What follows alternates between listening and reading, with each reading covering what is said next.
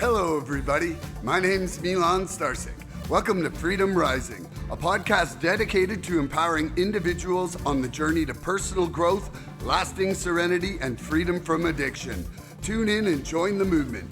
Your journey to freedom starts here. We neither represent, promote, or demote any 12-step program or organization. We are merely souls on the path of recovery with the desire to expand our lives and experiences and share them with you. Hi, everybody. Hello, everybody. Welcome to the 56th Recovery Freedom Rising podcast. I'm Milan Starcic with co-host Shannon B. Today's topic is step 6 and 7. Could you please read step 6 and tell us what it means to you, Shannon? I sure can. Step 6, we're entirely ready to have God remove all these defects of character. To me, that really is like where the rubber hits the road. I'm saying, okay, God, I can't do this without you. I said that in step 3. And now I need you to remove from me every single thing that's holding me back from living the life that I want to live. So that stinking thinking, that negative patterns that we fall into, right? Sometimes defense mechanisms that are no longer serving me. So character defects really just is like, I want to get rid of the unsellable goods. I love how you say it like that. Get rid of the unsellable goods. So, yeah, for me, I think it was really my second set of steps and a few conversations and going over the 12 steps and 12 traditions book with my sponsor that really hammered home entirely ready to have them all, like there's uh there's partially, there's selectively, and then there's entirely. Mhm. And they're just not the same thing. And he put it to me in a way uh of his own character defects. It's like, well, I really liked getting rid of this and not getting rid of that, but then I'm holding on to this because some things we like, like there some of our defects kind of form part of who we are after being that way for so long. And so to entirely change who we are is a much bigger step than I think I was even able to mentally encompass initially, and I'm about to embark on doing another step 4. I realized from my trip. And so it's going to be interesting to revisit this step for myself coming up here, probably hopefully in the next month, with work and everything. So anyway, yeah, like it's it's much deeper than a lot of people, take that sentence for when they first see it. I know it is more so than I ever imagined. And, it's one of those things that, we have to have an open mind. We And have to have an open mind my to, ego wants to tell me when I first saw that, right? Like character defects, like, ooh, defects means there's something wrong or I'm not doing something, you know, um, correctly, and I wanna ace everything because that's my personality, right? So it was like, well, I don't have any defects of character, I just have maybe different coping mechanisms than some other people, but, like, I wanna get defensive on that, and it says entirely ready to have God remove them. It doesn't mean they're all gonna be removed at once, right? It's God removes the defects as he sees fit. We just have to be ready and prepared for that to happen. And you made an excellent point. Some of them are what is made up, how we handle life, right? Over mm, the extent of our addiction and over so many years. And it's like, yeah, you can say you're entirely ready until you're put into a situation where one of those defects is tested and you feel justified in that defect. And that's when I know that's one that's gotta go. yeah, it's so tricky. And, for myself, um, the statement like, I deserve, you know, that statement, I deserve, has been a big barrier and a huge hurdle to overcome. I deserve to be treated like this, and that is like, well, that's instantly me, you know, um, not letting those defects go of expectations right there. And so, yeah, it's a fascinating journey we're on, and I'm interested to be learning about it, to be talking with you here today. And I'm going to fly right into the questions. Let's go. Okay. Any person capable of enough willingness and honesty to try repeatedly step six on all his faults without any reservations whatever, in italics, has indeed come a long way spiritually and is therefore entitled to be called a man or woman who is sincerely trying to grow in the image and likeness of his own creator. Can you explain what a reservation is and how these are essential to let go of? Mhm. So reservation means something that I'm reserved about, right? So I'm not sure if I feel that's a defect I want to let go of, or that I need to let go of, or I feel maybe that I deserve to feel that way, right? So it means I still have some skepticism around it. And how is it essential that they be let go of to you? Because what I've been doing before and the way I've been operating and those defects is no longer going to serve me trying to live on, an altruistic plane. Having had that spiritual awakening, I can't keep going back to things that weren't working for me before. If this means that I have to be ready and willing to have all these defects removed from me in order to not return to a life of alcoholism or become a dry drunk, then it's essential that I get ready for that. I love that. You know, reservations to me are an out. And and just like that, a reservation holds a table for Mm. you at a restaurant, the reservations inside the program hold you back from being freer, from going forward, from growing. And part of being thorough and honest in your step work, like that started with a person capable of enough willingness and honesty.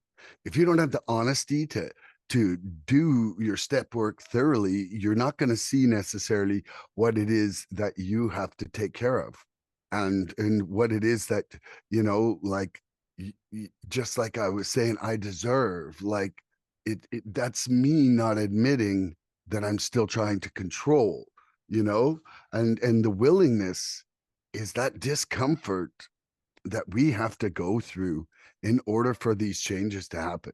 It is not easy, first of all, to honestly say I'm not doing something right. That is such a difficult thing for the self-centered beings we are to take that step. And that's, right now for myself, it's really um it's really taken some time inside the program for me to be able to see the things that I'm seeing now that I need to work on, and to not just brush them off and say, no, no, I'm better, but I don't know what's causing this. You know, like I don't want to be beating my head against a wall when I actually, potentially could have the solution from spending a few hours of doing work on myself. And if we are to actually grow, these reservations have to be gone of. They will take us out. And in some ways, these reservations are holding the table for complacency to come into our lives. Like, if we are not willing to work on something, then we're being complacent about that defect entirely. And those are relapses. Wait, like they say, resentments are like expectations are premeditated resentments, but reservations are premeditated relapses. Like, Okay. and for myself, I know that I've let go a lot of my reservations, but I'm still probably going to keep uncovering ones my whole life. And it was on another podcast. There was, a guy on there I really like, a friend of my friend Andrews. His name's Mike K.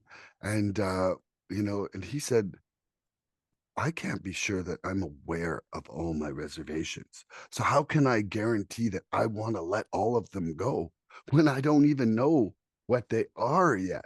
And I really liked how kind of deep and honest that was about it, you know? Like we can think we want to let go of everything, but if we don't even know what it is yet, how can we guarantee we want to do something that we don't know? You know? Like That's why it's essential to do this step work with someone else, right? To work with a sponsor because we're grabbing those defects out of our step 5, right? So I can say, yeah, I'm entirely ready to let something go, but I have to be aware of it, first of all, right? And you made an excellent correlation by mentioning resentments and reservations, right? Like they are very parallel in that. A resentment is replaying the same thing over and over again, expecting a different result, right? It keeps us stuck and it's already happened. So if we keep living there, we're still stuck in that. And a reservation, like you said, that holds you somewhere, right? You're still stuck in that and incapable of moving forward. And in one, what it tells us, we have to fully concede to our innermost selves that we are alcoholic and our lives have become unmanageable. If I can't fully accept that, what happens? I keep trying to manage the unmanageable. I keep thinking that I'm going to outthink my disease and that I'm going to one day be able to, drink and use in a way that isn't addict when that's just not true. So here, it's like if I keep thinking I can hold on to this and figure out a different way, it's going to keep me going back to that same toxic pattern of living. And I'm going to continue to have troubles in my relationships because that's where those defects show up, right? absolutely. Well put. Do you have Yeah. a question for me now, Shannon? Yes. I was just going to read something uh, Mhm. that I wanted to ask you, and now I just lost. Uh, So in the 12 and 12, those of you listening, that 12 steps and 12 traditions in the AA literature, there is something really interesting that when I read this the first time, when I read it every time, I'm just like, this is so true. It says, since most of us are born with an abundance of natural desires, it isn't strange that we often let these far exceed their intended purpose when they drive us blindly or willfully demand that they supply us with more satisfaction or pleasures than are possible or due to us, that is the point at which we depart from the degree of perfection that God's wishes for us here on earth. This is the measure of our character defects, if you wish, or if you wish, our sins. So basically, what this is saying is that we're all born with, natural desires, right? But our disease sorry, my mind just blanked for a sec. Our disease, pushes us far past our fair share of that, right? And I can see that when I think of defects and how I lived. Can you think of how your defects have pushed you to have, like, an expectation or more than your fair share of something, and how that's been detrimental to you? So my next question was exactly based on this part here. And what I like to call it is the taking it too far Tony. And of course, in your case, the taking it too far Tina. Uh, and this is an exact example of this. Um I delusionally in my addictions took everything too far as a way to be able to use more and justify it. You know, like I would take your sad situation, make it me nailed to the cross with you, and let us cry and celebrate in using, celebrate our misery together. I would, take a little flippant comment you would make to me, and I would make you the villain and I would use at you. Everybody's birthday was the greatest thing ever. But now in my recovery, um, I would say like right now, the point of me going forward on my step 4 is, and I'm not talking about like violence or like that kind of anger, but I'm still really guilty of amplifying stupid things that cause anger for myself. And and I think I was speaking of this on one of our recent ones, but For me, what I've realized is that that anger was a survival tactic in my childhood, growing up and fighting. It was like the faster I reacted, the sooner I could like virtually, like not virtually, physically knock you down, win the fight, and there was a greater chance of the pain stopping for myself. Mhm. So reacting with anger really quickly was a survival trait for the first 15 years of my life, or 16 actually. And it was something that I became really, really good at. And now that doesn't serve any purpose to react like that in my life.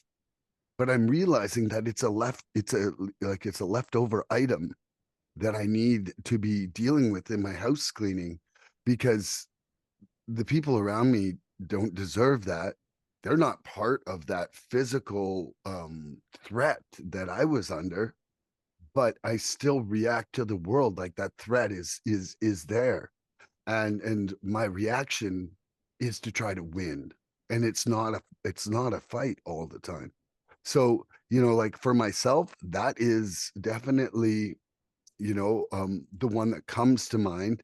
And honestly, I'm sure there's a ton of other things as well, but that's the one that's causing me the most concern because I feel like it is affecting others around me in a way that is just undeserving to them and undeserved. See, I'm using the word deserving. See, there I am playing the strings, pulling the strings. Holy moly! So then, and therefore, their expectations are another one. Yeah. Yeah. And how about you?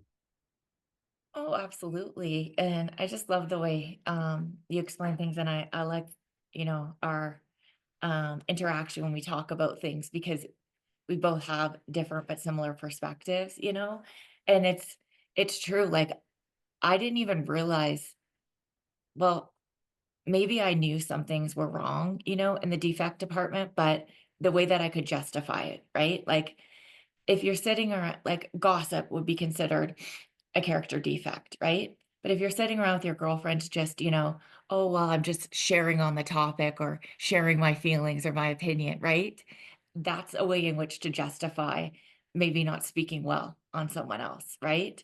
Or driving your point home because you feel you're more intelligent or, you're really convicted in being right in this.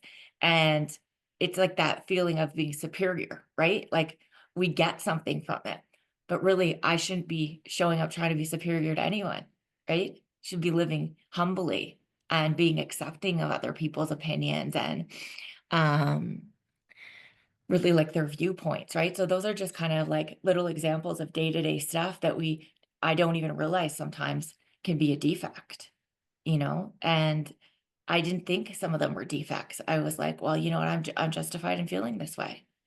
And if you hadn't have said what you said to me or done what you done to me, then I wouldn't need to be as angry as I am. So it's your fault, not mine. Right. But like that's then again, excusing my behavior. I get to choose how I react to things and how I show up. So yeah, not taking it too far. Absolutely. Right. And especially with drinking, I need to feel that ease and comfort. So I'm, justified in taking the edge off a bit, but then I take it all the way to an oblivion. Yeah. And our defects of character don't necessarily make us feel that rock bottom that our addiction does, right? And that pain and suffering. But you continue in them for so long and you don't have that drink to, give you that reprieve. You're starting to ruin relationships. And that can be another form of rock bottom too. As friends of ours from options were starting to relapse, and and that I came to this step, I realized that even just kind of checking in with others, even like conversations between us, sometimes like once I read this in the 12 steps and 12 traditions, I realized that some of it was a form of gossip and that we were putting ourselves on pedestals by saying, how well we were doing. And Mhm. so what I've tried to do is, really, I try not to discuss other people's sobriety. And if I feel like I'm going to, like if I was talking to you and I was about to let you know somebody was relapsing, I try to hold back on that now and call that person after I'm done talking with you.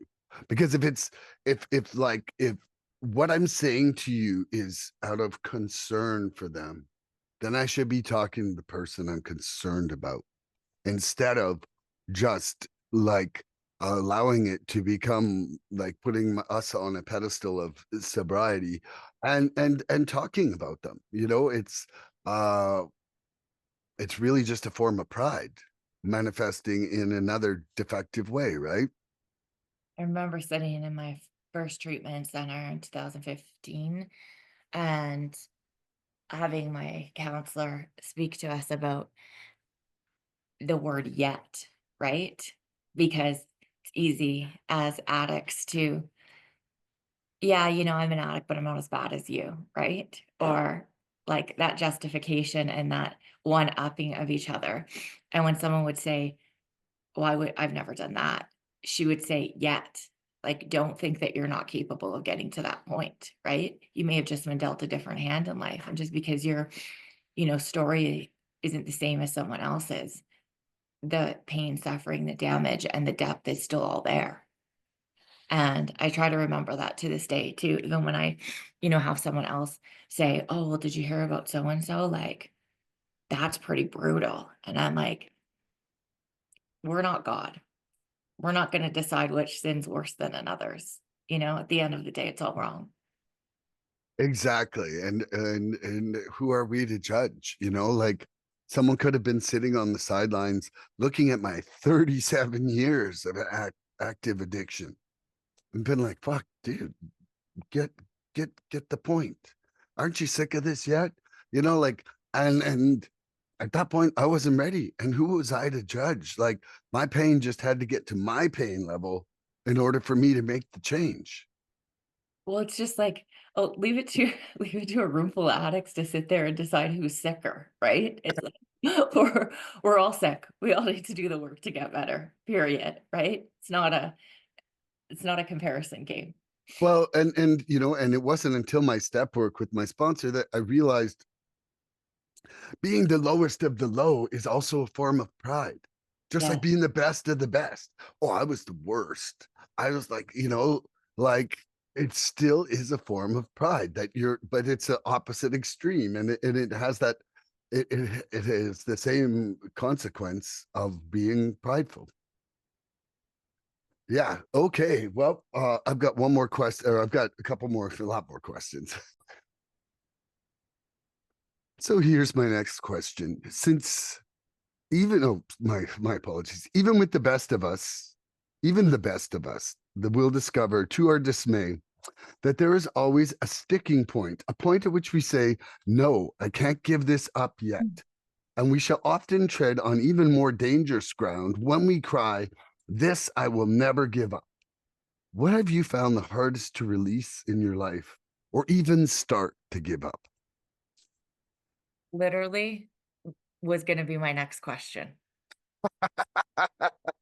I was like starting it off with hard and fast lines and removing those. Um, anger, Mhm. anger. I had challenges with. At first, when I did my step, well, each time when I've done a set of steps and I look at my defects that come out of 5, right? A lot of them are glaring and obvious that they're just not ones I can continue on, right? And they're really not serving me at the end of the day. But I had a hard time with what I felt was justified anger. And that leads to like the resentments and stuff too, is being able to want good things for somebody who has harmed me quite a bit. And I had that eye for an eye mentality a lot too. You did this to me, so if I did this back, then I'm warranted in that. And that was a challenging one for me to let go. And you know what? I don't have to be like, okay, I can give this all up right now, or there's no way I'm giving this up. I just have to be open to it, right? Instead of saying, I will never give this up, I'm not sure I'm ready to give this up yet, but I'm gonna pray and ask God for the willingness to be able to. So Mhm. that one was tough for me, and I still fall back in that sometimes, and even though I may not vocalize my anger, it's going on in here, right? So it's like outward appearances need to match inward reality. So Mhm. if I'm sitting there and pretending like, "No, I'm good," but really in my head, I am, like, marinating in this or, I'm removed from the situation with the person, but it's becoming an obsessive thought of wanting to retaliate or wanting to hurt them because I feel hurt, but I don't wanna own that emotion. So I'm just like, "Well, I'm angry and I have every freaking right to be." When what I need to say is, "I'm hurt by this. I can get past this hurt. I'm going to talk to my sponsor about this. I'm gonna pray or write or do some journaling about this, but I don't need to play God in this situation." Yeah, exactly. I What love about that. yourself? Well, I think, gosh, okay, there's like 4 things that come to mind right away, for this one. Obviously, the anger that I was just talking about, and, um, and it's not no that I can't give this up yet. It's that I think I thought by just knowing it was there, that I would be kind of shown a clearer path to get rid of it. And I think that part of it is that I think what I'm discovering is that there's an underlying thing behind the anger that I need to find and address. And it's like my anger is probably the result of some other level of fear that I'm not yet acknowledging. And so I feel that I need to dig deep. Like it's something that I'm not even sure like it's going to happen inside the program and whether I'm going to have to get some therapy for it or not. But it's something that it's bugging me enough that it's been something that I was praying about. I started praying while I was swimming down south, and I was swimming like 45 minutes a day. And so it was a really good reflection time. But it was part of that doing that brought me to the conclusion that there was another level of change that needed to occur at this point. Um, and then I feel that there's still pride, you know, there's still pride that I want to work on. That it's like, sometimes I just think it's keeping me separate. It's keeping me separate from people and my spirituality, you know. And there's elements like there's things like doing this podcast and my music that I am prideful of, and I know that, and I know that that there's a fine line there with that of like actually just being pleasantly acknowledging my skills in something and just thinking I'm better than somebody else, and that's something that I just feel like needs to have a greater look at it. Honesty, honesty is another one that I'm definitely am struggling with. Like, I feel that there's times where I'm not necessarily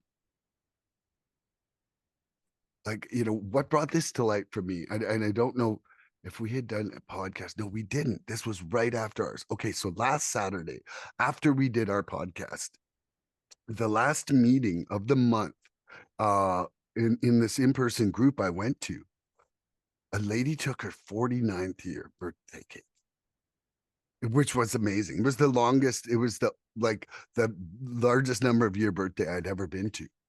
And she confessed, like, she said she has a really hard time sharing honestly. Mhm. First of all, because she's a counselor. Second of all, because she's a sponsor of people.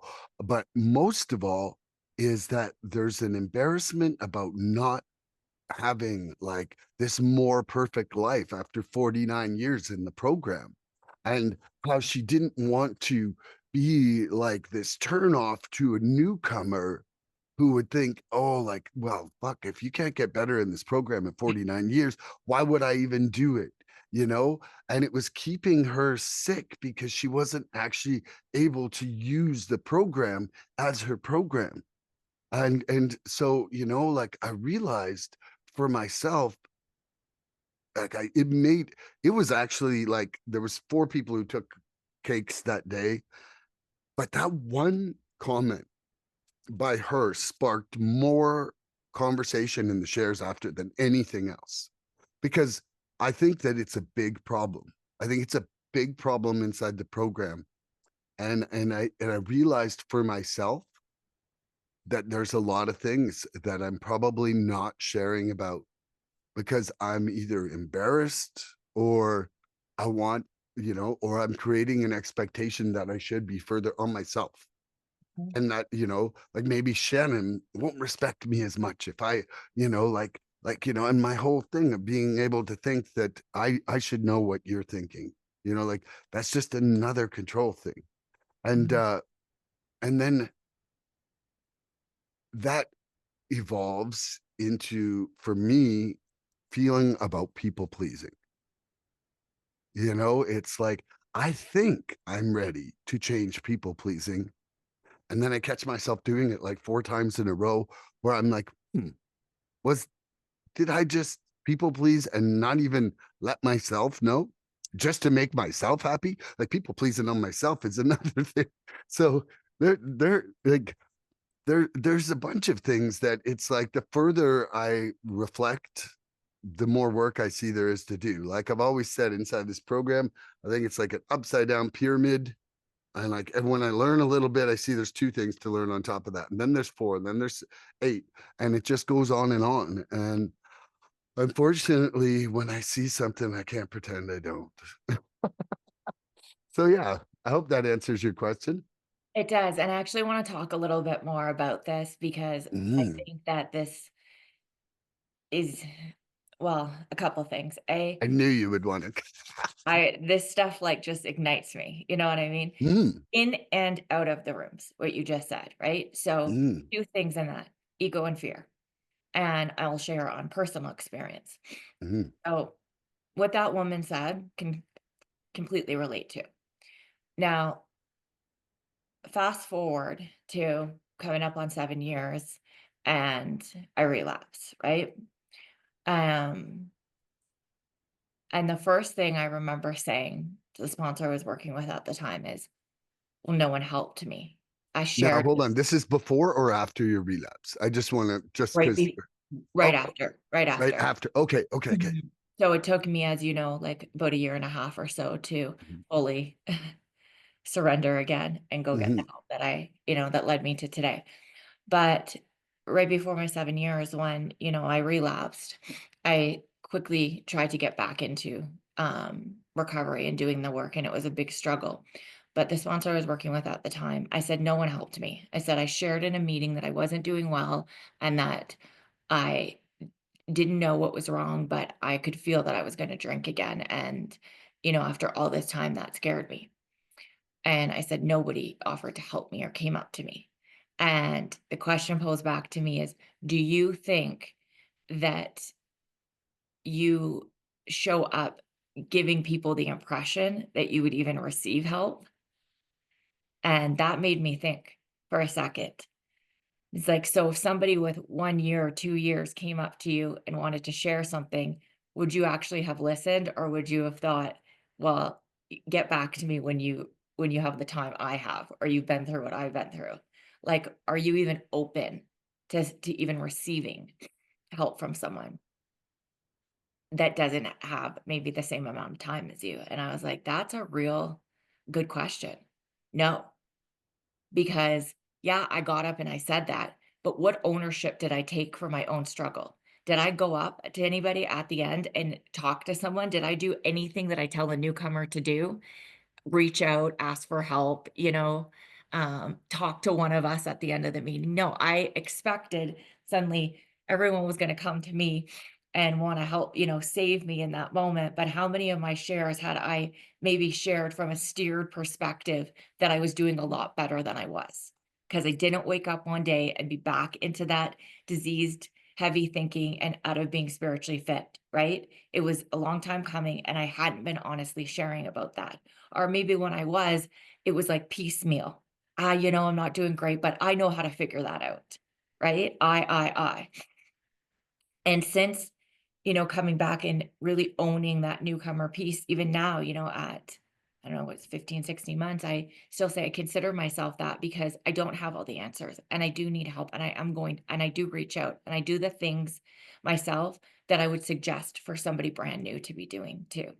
And that's really changed things. And having people come up to me that were like, I loved hearing you. And here's what worked for me. I was always intimidated because you seem to have it all together. Ah, right? That perception, that illusion, right? Outward appearance doesn't match the inward reality. So if I don't ask for help and I don't allow people the opportunity to help me, then I'm not just depriving myself, but I'm also saying to that person subconsciously, I don't respect you enough to hear what you have to say.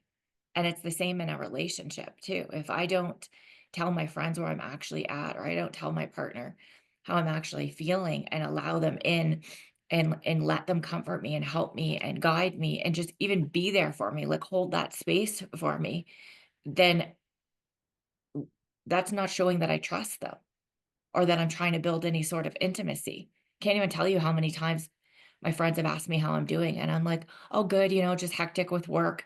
That same statement flying out of my mouth. Meanwhile, I'm not doing well. When what I really should be saying, "Well, you know what, Linda? Not damn well." And Mhm. here's why. Because I Yeah. don't wanna have a pity party. I don't want people to think that, I'm not as great as I show up to be, and, "Oh, I'll be the friend that can comfort and help you, but, I don't need you to be that for me," because it's a form of weakness. But really, it's fear and it's ego. Fearful that people are going to look at me differently or judge me, and ego that I think I should be far better or far further along than I currently am. We're not God, like a Mhm. sponsor's role is to share on their experience, strength, and hope, their experience, where they drew strength from that, right? How they connect with their higher power and what their life looks like as a result of that. Honestly, full of integrity. I'm not here as the guru of balanced living in every like I'm human. Yeah. And that's how someone relates to you, right? Is by your honesty and saying, "Hey, I don't have it all figured out, and I'm not never going to. But here's what I'm doing to do a little bit better each day." And that's where I love like shares that have the mess and the message. I don't want, somebody on my podcast said this about 2 months ago. They were like, I don't want a trauma dump. And I loved that phrase, a trauma dump. Yeah. I don't want a trauma dump in the share, right? But the mess and the message. Like for me, that's what I'm looking for in the program is what are your struggles and how have you grown, using the program to not even win against the struggle, but just face it, you know? And that has been a big part for me of where I'm been attracted to various people inside the program is, like I don't want to just hear an endless complaint about life. That which we focus on becomes greater. Are we focusing on the mess or are we focusing on the message? Are we focusing on addiction or are we focusing on recovery? Like it's those directions that we point our minds at. That's that like, to me, that's the entire point of a gratitude list is to get a bunch of negative, self-centered people to start looking at things positively again, and that's you know, uh to me, step 6 has always been the greatest step of hope. Even like I know that a lot of other people don't see this step as that, but this step to me is saying there's a possibility. And that possibility is the hope. is the hope that I can grow, is the hope that I can change, is the hope that I don't have to be stuck where I've been my whole life in whatever lack of, happiness or serenity that it has been. I love that. The mess and the message, right? Mhm. Because just like I don't wanna call someone and just rattle on for 45 minutes everything that's wrong, right? It's, "Here's where I'm at. This is what I'm struggling with. Mm. This is what I'm gonna do about it." And in the rooms, it can be as simple as, "This came up for me today, and I felt very paralyzed in fear or paralyzed in this defect, and I immediately picked up the phone and called my sponsor, or I called, one of my fellow members that I know could help walk me through this. Like that, it's that simple, right? Like, yes, I'm human. I'm gonna experience all forms of emotion, all forms of feelings. I'm gonna get stuck in things, but I didn't stay stuck in it, right? I didn't let that be my entire day or change into my entire personality. Exactly. So Okay. I'm done my step 6 questions. How about you? Yes, because our my next question was so similar to yours. So if you're good with it, let's move on to 7 because I got a Mhm. banger of a question queued up here. Yeah, would you read it, say what step 7 is to you, and then you could come with the question? Would be my pleasure. I would love it. Um, okay, step 7, humbly asked him to remove our shortcomings. So humbly asked our higher power to remove our shortcomings, right? So without any degree of humility, I'm not going to be able to stay sober, period. Right? Because I need to admit that I have a problem first and that I need help and that I can't fix this on my own. That's number one. So when it comes to asking God to remove those defects, I have to first acknowledge that I have them, that they're a problem for me, and that I can't do it on my own. Even the best, most wishful thinking isn't going to change that. So, as soon as I'm able to say, hey, you know what? I need help. God, please help me with this. That's when I start to make progress towards having those defects removed. And I love how everything's written because it's written to the alcoholic or addict, right? We go from character defects to now shortcomings. So if that first word bothers you, maybe the second one will help a bit more, right? It means here's where I'm falling short. God, please help me. Please remove that from me. But how do I have that removed? When those come up, practicing the opposite of that. So when I get thrust into a situation, and by thrust, I mean my brain starts firing up and I get impatient, that is where I'm going to say, God, please remove my impatience but I'm going to practice the patience. And it doesn't mean he's going to remove it right then. But if I'm not ready, guess what? He's going to throw me in every single situation where my patience is tested until I become ready. Exactly. And for myself,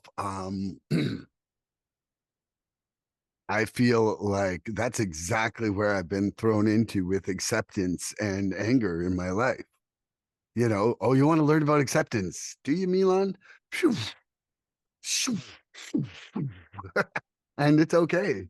I don't necessarily have to like the discomfort, but I sure can like the growth.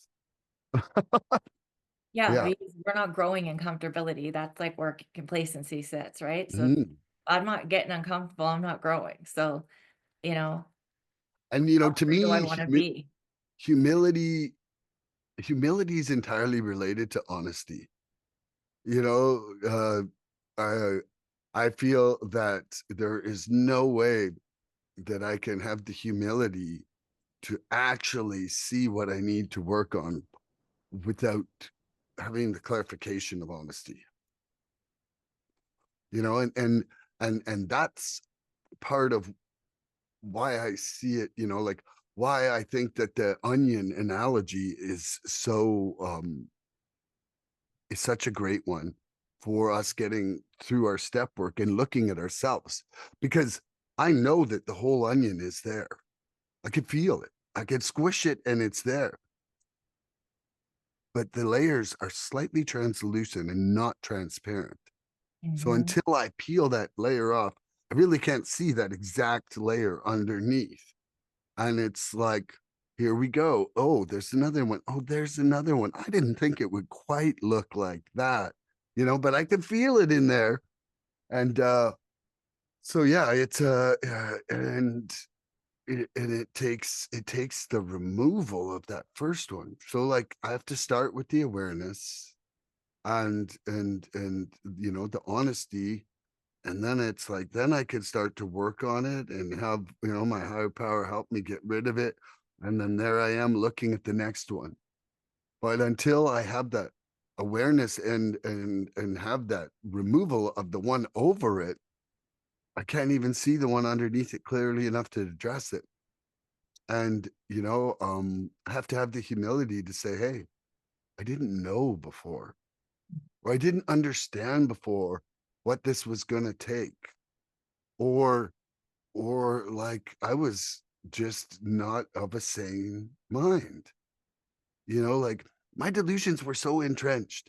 I look at it now and I realize when they say restore us to sanity, like I thought I was sane. And that was like even part of the insanity was my delusion of sanity.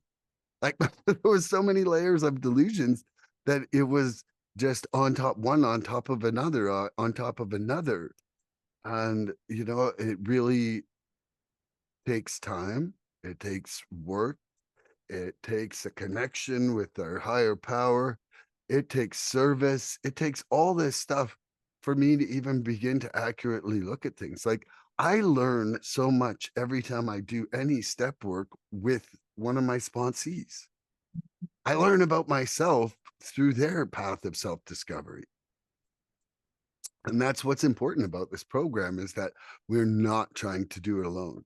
And how many of the steps have the Yeah. word we, us, and that's it, like even together today, I'm learning from talking with you, rather than coming on and trying to be like, Milan knows about step 6 and 7. Milan doesn't know shit.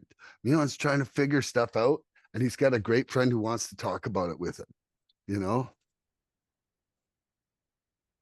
Okay, I'm ready for your question. Right. What fears or attachments make it I'm just gonna phrase it because we're both gonna answer. What fears or attachments make it difficult for me to fully let go of my shortcomings, and what would my life look like without them? Okay, so fears and attachments.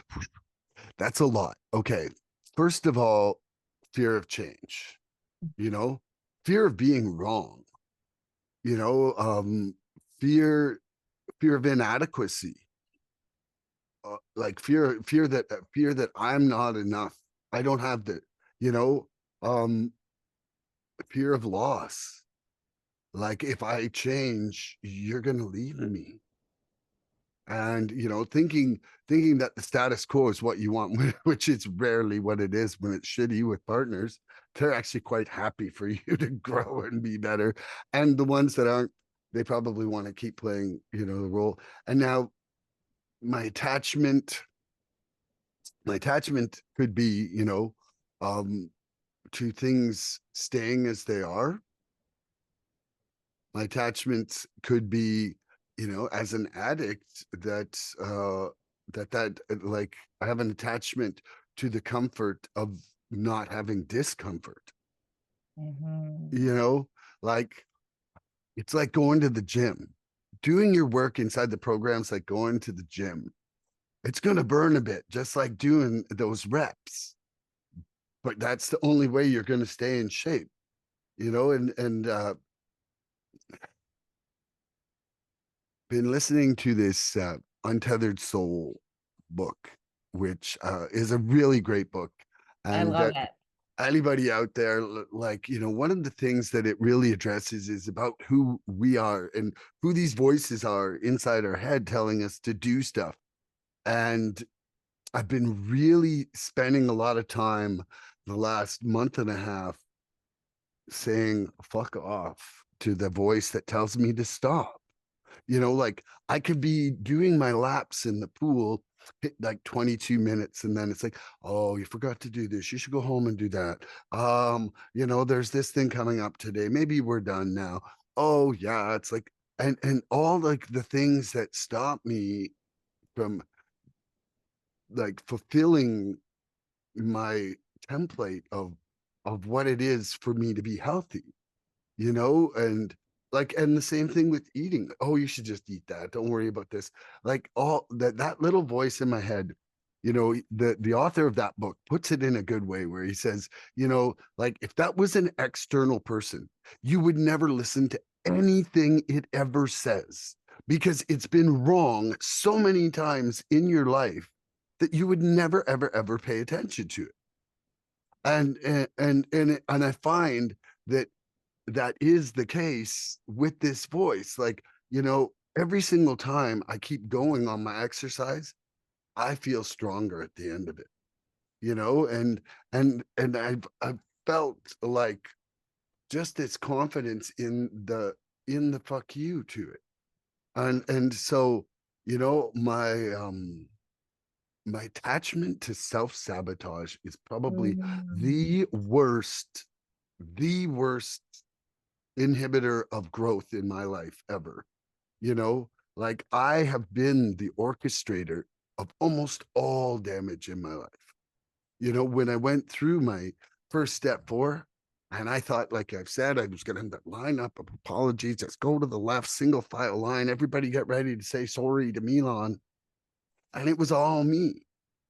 And what that just was like a real ego shattering moment. Yeah. Like but I didn't let that destroy me. I realized at that point, it was like, it empowered me because then if I'm the orchestrator of all my failures, it means I can be the orchestrator of all my successes. And that is the ultimate power, is that I don't have to sit in a pity party. I don't have to sit in a place where I'm like shameful or blaming or resentful. I can just move on and get shit done. And there's no greater thing for me than that. So, you know, um, I'm trying not to have an attachment to the past. I'm trying to not have an attachment to the expectations of others. Like just to be like, hey, holy shit, I think that's a horrible idea that you're doing, but it's you who gets to decide that. Like that is a really freeing thing, because I'm part of a family and I'm part of a family who has my parents around, and everybody is entitled to their own shitty decisions, and and sometimes those decisions end up being great ones that I was thinking were shitty before I see the result. Like I don't know. I just know what I think, and it's not often the right thing. If anything I've learned is that my thinking needs an education. So I hope that answers that. Yes, it does. Thanks for sharing that. I think that's great. Yeah, so for me to answer that, of course, fear, right? Like that is a driver in so many things in my life that I didn't even realize I had, right? Until I've done that proper assessment with my sponsor and like I'm taking a look at those defects. Yeah, if I let go of my anger too much, right? I'm gonna present to the world as somebody who can be walked all over, right? That's a fear. And it's like, no, I can still be authentic and have boundaries without causing harm at the same time. Like that's a big learning lesson, right? Attachment style, like being someone who, based on my life experiences, you know, falls into that anxious attachment style. That if I show that I'm flawed, that I'm human, that I feel hurt, that I'm not strong all the time, does that mean that the person I'm with is going to leave? Because they're seeing weakness in me, right? When really it's vulnerability and being able to, you know, humbly accept that about myself. Like that's a huge lesson in it too. And also realizing through this that, validation, self-worth, self-love, self-esteem, all that has to come from me, not putting that power in somebody else's hands and then judging them for not being what I think they should be, or, you know, making my entire um feel good about myself come from another human being when that should come from my higher power and from within me. So, yeah, lots of fear and um really just, okay, what's my life going to look like without that? Well, I'll tell you what it looks like today, having had that stuff removed and being able to practice the opposite. I'm far more emotionally regulated. I seek validation from myself and from my higher power, not giving somebody else the power for that too. I allow people to authentically be themselves. When I fall back in that and I don't, show up the way that I want to, and maybe I fall back into some of those defects, I know how to course correct that today. So there's a lot more freedom and peace in that too. I can love people for who they are and not for the potential I think that I see in them or how I think they should show up because I don't want to be treated that way. I'm able to cut off toxic relationships, toxic people, and walk away from toxic things without um, doubting whether I've made the right decision or not, or going back for more because I need to prove a point or change something, right? Or change a person. And yeah, it's a beautiful life today, not having to marinate and that stuff. And also to realize that God's removed what he's removed right now. There's going to be more times where things are going to crop up that I'm going to have to ask for those to be removed too. And I'm human. Just because I might fall into impatience again, guess what? I don't have to stay in it. I can acknowledge it and say, okay, we take a step back here and reset, you know, and realize that like I'm actually in charge of my own life and like I can steer the ship where it needs to be, right? And it's God that helps me navigate those waters. So yeah, things look a lot better. But that fear that I had that, oh, if I am too much this way, then all these things are going to happen. Well, that's not necessarily true. Most of the time, Oh, it's not true at all. It's a story I'm telling myself. that's beautiful. I love that response, Shannon. Uh, and I think that, listening to what you said really brought a thought to my mind that I wanted to share is that, this step is about us being able to not do everything ourselves. And, like we weren't able to get rid of our addiction without the assistance of our surrender. And, like looking at myself and the things that I've said today that I feel like, that I'm aware of that I need to work on. I haven't been able to get rid of them on my own. And it's, learning how to have that trust that it's okay to get help to have these things removed is a big part of this step that you know that I think I'll be progressively working on my whole life. And it's an adventure that I'm really happy to be on and enjoying what I'm learning through the process. Okay, I'm going to ask you a question here yet. When we seem to be succeeding, we drank to dreams, still greater Mm. dreams. When we were frustrated, even in part, we drank for oblivion. Never was there enough of what we thought we wanted. How has this story of never enough been yours? Never enough. Well, let's not take Hmm. it too far, Tina. You said Oh, taking it too far. Well, it is in the sense of like maybe the tankless Tina needs more gas. yeah. Um, well, a lot of it is like, ego and what you shared, right? Is thinking I can I can get it all figured out, right? Today, Hmm. I keep it very, very simple. I need God, my higher power, in everything that I do. I'm not supposed to have all the answers. I'm not supposed to be perfect. I'm not supposed to think that I can have I can ace everything and show up as my best self all day, every day, because that's just not realistic. right? The more I practice humility in my life, the more that I ask for help, the more that I realize that some days maybe my best is 70%. Other days, maybe my best is 30, and I just need to shut it down, and keep my communication with the outside world to a minimum. Or I need to get to a meeting or I need to go work with somebody else and give back, right? That acknowledgement of being human and realizing that my authentic self doesn't mean perfect. It means that we're all a work in progress. Mhm.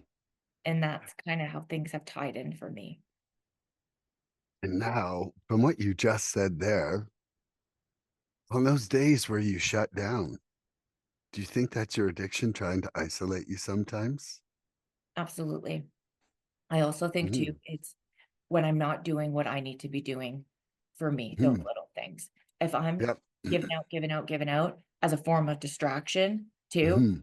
so that I don't have to take a look at the areas in which I'm falling short or I'm struggling in, or, Mhm. yeah, I'm not getting to meetings, I'm not talking to other alcoholics, I'm not, working with someone else, I'm not in the literature, I'm not waking up and praying and meditating, I'm putting it off because 'cause I'm too busy, Mhm. right? Then yes, that is my disease in a way telling me, "You don't need to do this today, you're gonna be okay." How many days like that until I'm back in that thinking and I start to shut down like that? Or I'm so inward focused on, "Oh, I'm just not doing good," or "It's this or it's that," right? Like, I get in that stinking thinking, Yep. for sure it is. But that doesn't mean, like, when I say that, maybe I'm only at 30% that day, that could be a day that I just really need some help, and I need to say, "Hey, Mhm. God, I'm struggling today," you know? I need some help. And rather than going out and carrying, a negative emotion onto others or putting my feelings and, my suffering onto somebody else in a negative way, I need to do some reading. I need to do some journaling that day. I need to pray. I may need to go to a meeting and really listen that night rather than share because or go and talk to somebody one on one. Right. So it doesn't mean that I am completely like limiting myself or I'm gonna haul myself up in my house. It just means that I'm aware of my limitations that day. And this is the best that I can do and tomorrow's gonna be better. But here's the little things that I'm doing to set myself up for success for the next day. Sometimes I just need to sleep too, or, I get that one. like it just that self-care doesn't mean to be like always bubble baths, but sometimes it could be like, hey, you know what? Self-care for me today is I don't have a lot to give. I'm Mhm. I got a little in the tank today, so I'm going to preserve that, and I'm going to do the work I need to do today so I can have a fuller tank tomorrow or a fuller tank tonight. And it doesn't mean I sit in suffering. It just means that I'm aware of my limitations. I love that. Thank you for responding honestly on that. Much appreciated, Shannon. Thanks. Yeah, this story of never enough, man, it has so many layers really for me. Like it was never, I would say, like from the time I was a little kid, I never had enough candy. Like sugar being like, my first addiction, which I really feel like alcoholism is really a refined sugar addiction. You It is, know, like the it is. act of fermentation is just a change of form of that sugar um, through the yeast, and then the distillation into hard liquor is just another further refinement, kind of like somebody chewing on a coca leaf versus what cocaine is by the end, or the whole opioid thing of like the opium poppy turning into heroin, now becoming these synthetic versions. um and it was never enough, and part of that I feel like is just from the corporate consumerism that we're bathed in on radio and TV and now everywhere on the internet. We're not supposed to be enough, according to the corporations. We're not supposed to be happy with what we have. That's how they're basing their entire growth model, is by creating dissatisfaction inside of us. And it's painfully causing depression and anxiety and eating disorders in both directions, of people eating too much and also people just like with self-image issues, like, purging and having like all kinds of eating problems. The, the self-dissatisfaction is the saddest result, like the distribution of wealth is a whole nother topic, but how it is affecting our youth now, because we had our TV and we had our radio, but now people with their phones, like the kids with the tablets and the phones, there is a real problem with depression and anxiety in and it started more, like I saw it with my daughter's generation. It started more with girls, but now it's even really happening with the boys as well. Like it's the same thing, this, like this, I've got to be perfect and I'm comparing myself to everybody else and everybody's watching all the time, like our bad choices. Like I had 5 friends in high school, and most of them I didn't even give a shit what they thought of me. So my bad choices were like, whoa, I don't care if John likes that or Beeve or Adam or whatever. But now people are just like, whoa, like 500 people didn't like this. What's wrong with what I did? And it's not a safe place to be. So for me, that's the beginning of the never enough. But it's also like, you know, God, that I'm not getting enough love from you in a relationship, you know, I'm not getting enough reciprocation, creating expectations right there, I wasn't enough in the past, my shame, I'm not going to be enough in the future, my anxiety. It's so like the never enough is almost permeated every aspect of my life. And welcome back to the gratitude list. You know, starting my day with a gratitude list shows me that there is enough in some moments in life, Mm. and remaining in a state of gratitude is essential for me not getting swept away in that not enough river, that's flowing by all the time, everywhere I look. It's not enough. Get this, get that. You'll be happy when you have this. You'll have the greatest relationship ever. Why aren't you and your spouse laughing at a table like this 24 hours a day, like this couple in this commercial? Like it's so ridiculous. You know, it's so ridiculous. The images of relationships that we're like, like the sitcoms that people have seen since they were little kids.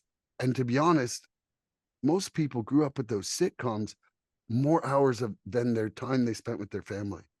So how would Mhm. people not know that something's different, Oh, this topic, so many just like bells going off in my Oh, I head. saw you. I'm like, ooh, Shannon's got something Uh, to say. it's so true, right? Like, what is at the core root of addiction, right? I don't fit in. I'm not good enough, right? Feeling once removed, feeling different than Mm, others.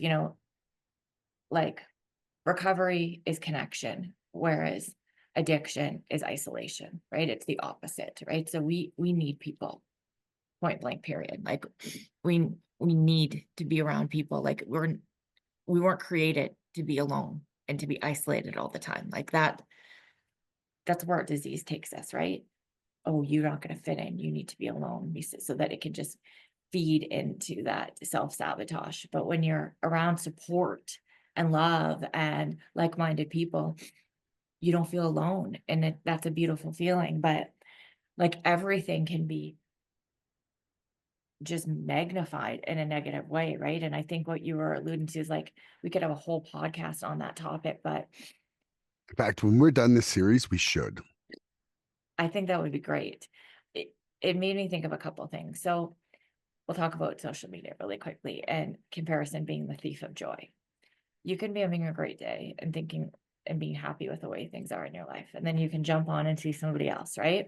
Which is again, an outward appearance may not match the inward reality for that either. And you immediately start comparing yourself, right?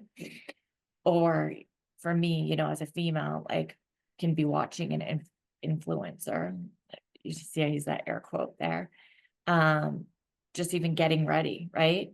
And I'm Mm, like, "Oh, well, their makeup looks different than mine does," or "I need to get that lip gloss now," right? Like, and then before you know it, like, you're shopping and buying things you don't need, and it's just like when you walk into a store and everything's being thrust at you that you need this to be happy, you mm, need this to be good enough, when we don't really need all of that. Like, when I grew up, like, just like you did in high school, if we were at events or parties or things, like, I always say, "Thank gosh we didn't have social media back then," but you were fully present, right? Unless, well, if you were my case, you were in a drunken oblivion, so fully present is a bit of a stretch, but we weren't missing out on what we were currently doing because we were posting so that people could see what we were doing. yeah. And, I spend days, weekends where I just put my phone away or, I'm going out with my boyfriend for dinner or for brunch or just doing things, and I just leave my phone at home because I need to detox from it. Like, I need to unplug. I'm on all day long, and we're always on our phones for something. So, like, it's nice to have that break. And really, I'm just trying to be a little bit better of a me each day, you know? So I don't want to be comparing myself to other people. God doesn't want that, right? I'm just really in this race with myself, Okay, I'm human. Like, I need to fully desire humility in Yeah. order to commit to it. And that's I'm gonna segue to it's not even my next question, more is it just like a topic I think we can both share on, right?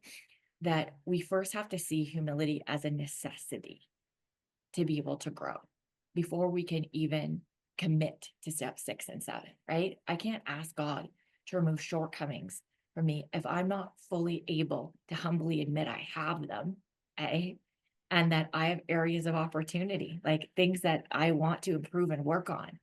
And I was, was talking with my boyfriend the other day and I said, here, I was saying like, and not in a self-pitying way, but in really like a taking ownership way of here are things that I've been through, and this is how I've overcome that. And this is where I am today. And like I am a miracle. And I feel like I need to show up like that with, immense gratitude. And we don't always every day, but it's like, there's been a lot of hardships, some self-inflicted, some, out of my control, but it's made me who I am today, and I'm so grateful for that, right? So it's like when I see growth in myself, I feel proud, but at the same time, there's that voice in my head that says, "Well, you should have already known better by that," Like it's like my ego saying to me, like, "Don't acknowledge that you've grown because that means you've done something wrong." And it's like, no, it means that it's learning lessons in life. Like that's how people work, and I give people more grace than I give myself sometimes, and, Mhm. so, like, if the true definition of humility, right, is to have, like, the human spirit to be free of these things and the true desire to be better and to grow and evolve and change and all of that, then I have to stop having any sort of aversion to being humble to begin with. What do you think? I agree. Like the last thing I wanted to do for the bulk of my life is sit around talking about my weaknesses or my failures. Like be having humility means that I can say, I'm not doing this right, but I'm willing to figure out how. And, can you, my higher power, or you, Shannon, maybe help me out here? Or you, my sponsor, or my calibration brother from, the recovery center. And it was like, okay, let's just put the cards on the table. How many times I stood around in a circle with people high on cocaine and everybody talking about how fucking amazing they were and just waiting for their turn to talk, not even listening. Like they were just like standing in line, ready to say, "Oh man, yeah, but I was this great at this." Like nobody was like, "Hey man, I'm struggling with anger." Nobody was standing around at the party doing that, right? You know, and uh, it's like we have to get beaten down to a point with our addiction where we're like, hey, things got to change. And it doesn't matter what I got to do. I'm willing to do that. And I'm putting my tail between my legs and I'm ready for that change. And so humility is of the like, it's essential for any of that change to happen because it takes the humility of like to honestly assess it, to see it for what it is, and to be able to not just be sitting behind pride, saying these are all the things I'm great at, because we're essentially turning and saying these are all the things I know I'm sucking at. Are you like somebody help, please? So first of all, we're saying that right now that we haven't been able to do it. We failed. We're wrong. We've got things that are wrong about us. How can we get past this? Like that's a massive amount of change, right? So what you're sharing, like, just gosh, I love these conversations. Like the willingness to practice humility is like a bare beginning, right? And there are some days where I'll nail something. I can speak on a topic or a resentment that I had with no emotion attached to it, right? And I'm like, wow, I've really let go of that one. The next day, the wind can swing to the left, and I'm in full blown compulsion, right? And full blown stinking thinking and defects around that. And that resentment comes roaring right back. And I can see you smiling and nodding at me. So I know you've felt this too. And I'm on one again, right?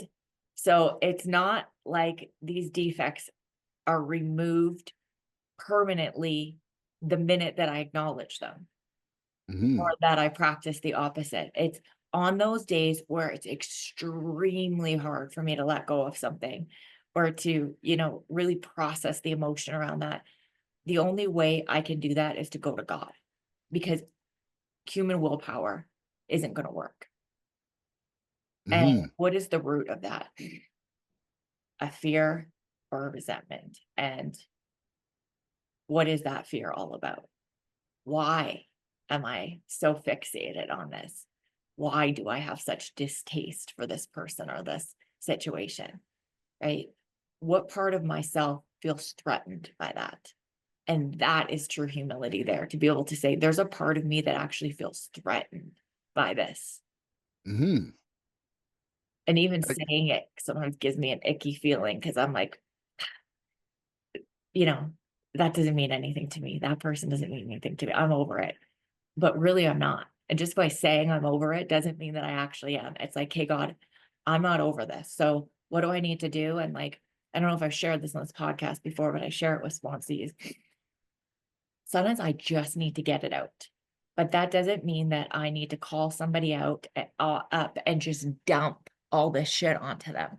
So I go on my Hmm. phone into my notes section under venting and I just let myself go off.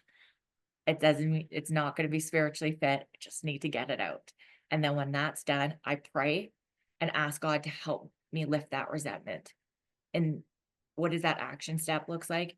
It means praying for that person to have everything wonderful that I hope for myself. And that's not easily done. Sometimes Hmm. I don't want to. Sometimes I really want to pray they get hit by a bus if we're being completely honest on this Yeah. podcast, right? Yeah. Um, but I'm praying and asking God to lift that. And then, time will go by and I'll go on that. I'll go to write something else down or I'll look at it and I'll laugh to myself and be like, whoa, it was one flew over the cuckoo's nest when you dump that out, right? But Yeah. it's being human. It doesn't mean I'm not going to have negative thoughts or feelings. or, get stuck in that, um, like compulsion to really want to like lash out. The difference is I don't take the step to do that, right? And I can acknowledge that, acknowledge those are areas that I struggle in. And But, where could like what's the root cause for me, right? mm, How can I fix that? Through God and through asking for help.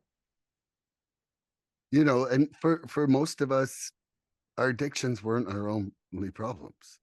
Like, the Yeah. reality is that we have these steps as tools for uncovering these other problems and for learning how to adjust how we react to life, Well, we're you know? maladjusted to life and, Yeah. it's our addiction is trouble with people, places, and things. Mhm. Inability to form healthy relationships. Like, saying Yeah. those things out loud, like, I can acknowledge all of them, but there's still a part of me that's like, I can form healthy relationships. It's just I've chose unhealthy people to try to form them with, right? Yeah. But it's like, no, that really is the stunting and the growth, I'm Mm. maladjusted to life. I can't accept life on life's terms. I can't accept people for the way that they are. I can't, sometimes just walk away, let somebody be who they are without wanting to, wish them ill will in my mind. And that's just being human. Mhm. But what am I gonna do about it, right? Because if that's period, this person is this, period, then, like, imagine someone's judging me like that. I don't want that, you know? So it's like I can let go and have that boundary, but I don't need to freaking obsess about things anymore.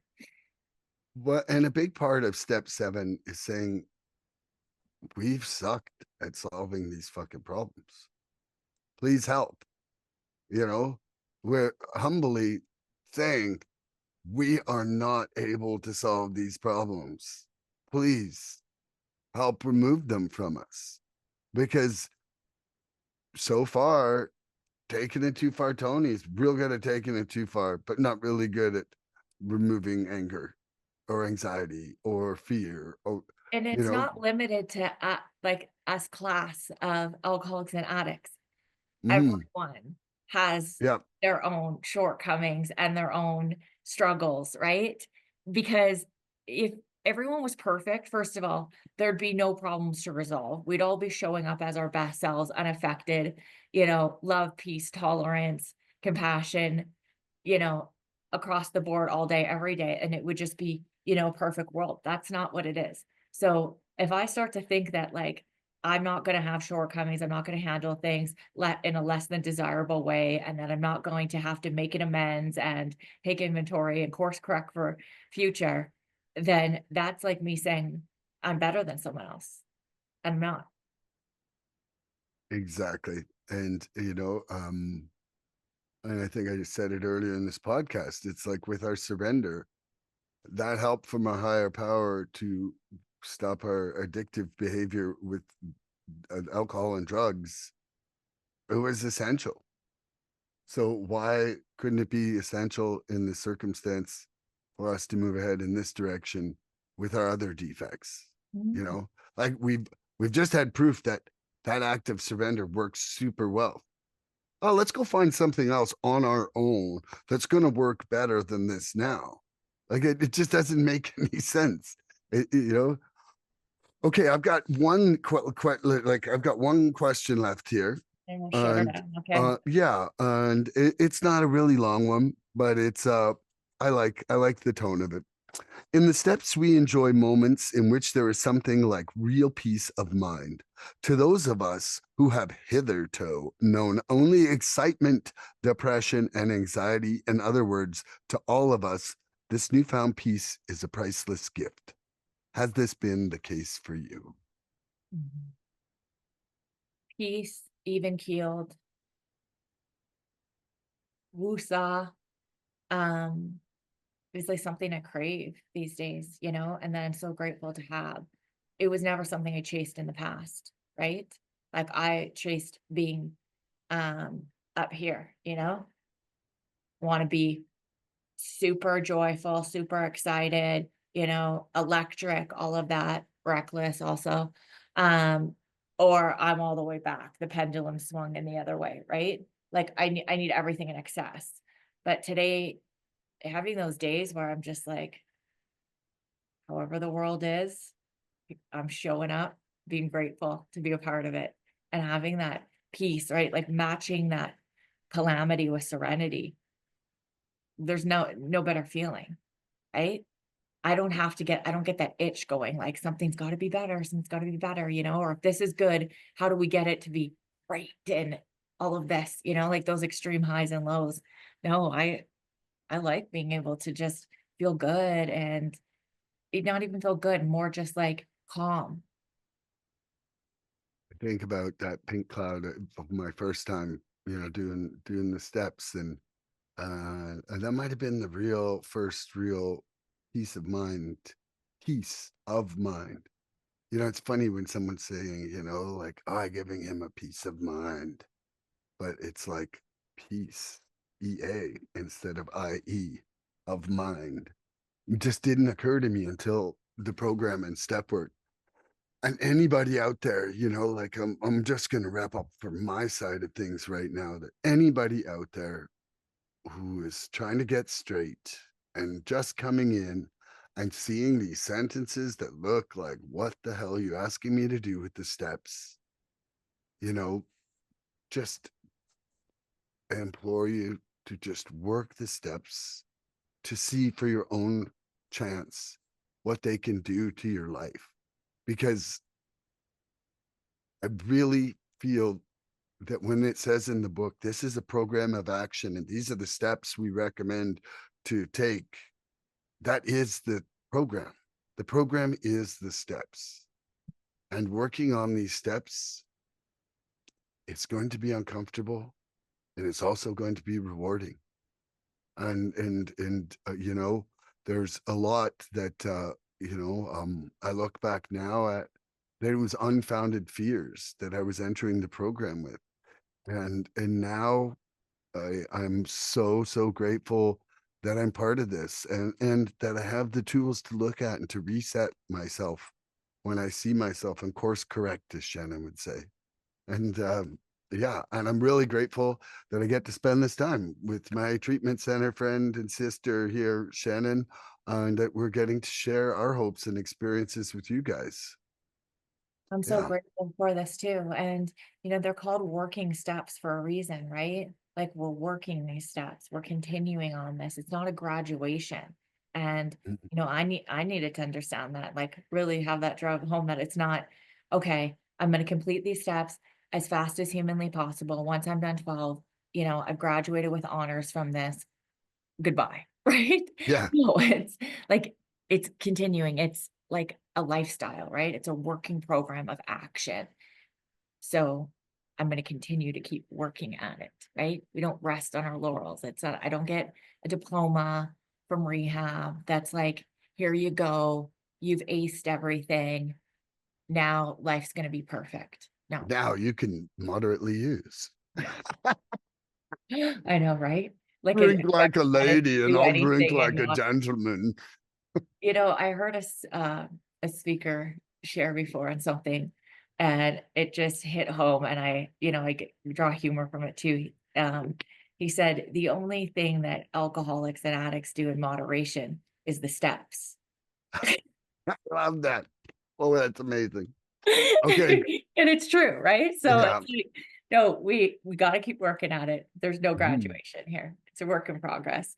Thank you, my friend. This was Thank wonderful. you. Okay, everybody, guess what? Tune in next time for more recovery fun. I love you. Please help us help others. If you'd like what you've seen here today, please subscribe and share this podcast and help us get to 100 followers. We're looking for interaction with our audience. So please email recoveryfreedomrising@gmail.com or contact Milan South Okanagan Starcic on Facebook with questions, topic suggestions, or just comments. We'd love to hear from you.